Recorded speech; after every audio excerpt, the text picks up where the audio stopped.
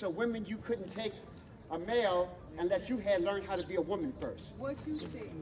And men couldn't marry, and men usually married almost 2 times the age of the female. So I'm just letting you know. They wanted to make sure that the male was in the society, had established himself, was in a position to take care of you or be a good leader in the family. And so now the woman might be 18, 19, 20, but the guy might have been 35, 40, okay, before he was able to. He's already probably did military time. In fact, the whole idea of the draft and all of that, ancient Kemet. When you returned a certain age, you did military. If you were a scribe, which is the highest position in the society, you need a scribe for the government, you need a scribe for the farmers, you need a scribe for the military, you need a scribe for business. Somebody's keeping the record, so the scribe was the most important position. Mentuhotep made it so that women were scribes. Women weren't scribes in the first golden age in the Oki. From this age on, women held every position that men could hold from Mentuhotep's time. So if you were a farmer, your daughter and your son could go to scribe school. Scribe was exempt from military, exempt from taxes. You know, so he kind of had it good. So you wanted to study so you could become a scribe.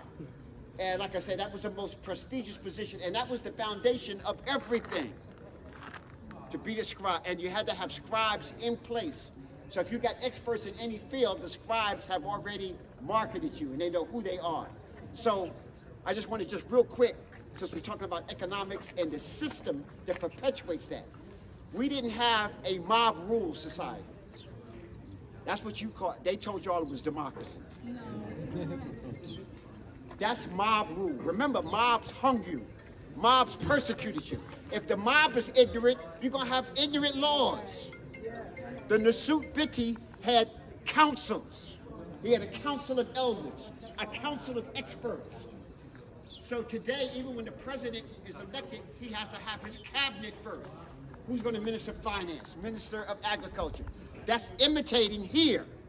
So now if you got experts in every field, I can make sound decisions on everything. So the Nasut Biti would consult his council before any major decision is made. So therefore, he already had the will of the people. He already understood the economic situation. He already understood foreign policies because he had experts all around him. Every time a Nasut became the Nasut Biti, he depicted who was going to be the high priest of that temple. So that was like putting people in your position. You don't want somebody who's going against you, like you have when Obama was the president, the Republicans had control of the House, so they didn't pass none of his stuff. And then the next one, they tried to undo the stuff that he already had. Well, that couldn't have happened in Kemet, okay? So each Kemet, they put their own people in place. The high priest, remember, the Nasut Biti is a high priest. But he can't be in all the temples for all the ceremonies at the same time, so he appoints them. They take his place in. That's why every temple you saw to go into the Holy of Holies, only the high priest or the Nasut Biti or the high priestess can go in. And the high priestess position was just as powerful as the physical male high priest. In fact, their stuff was so tight, we don't even know what they were doing. We just know they were there. We know what the brothers was doing. We got records of all of that. But the sisters was just as deep. And we don't have real records, so their network was really tight, okay?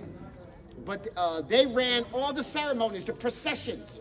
The women lead that. They were the musicians, the dancers, the music. All of that was all organized by the Heru, feminine energy of the temple. So I'm just trying to just show this whole balance. We only in the Western world does the women get shoved to the side.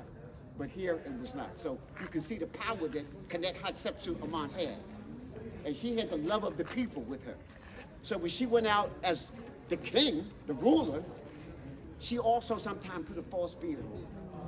Because I was supposed to represent wisdom. She wanted to make sure that, yeah, I had the same wisdom that my father and my grandfather had.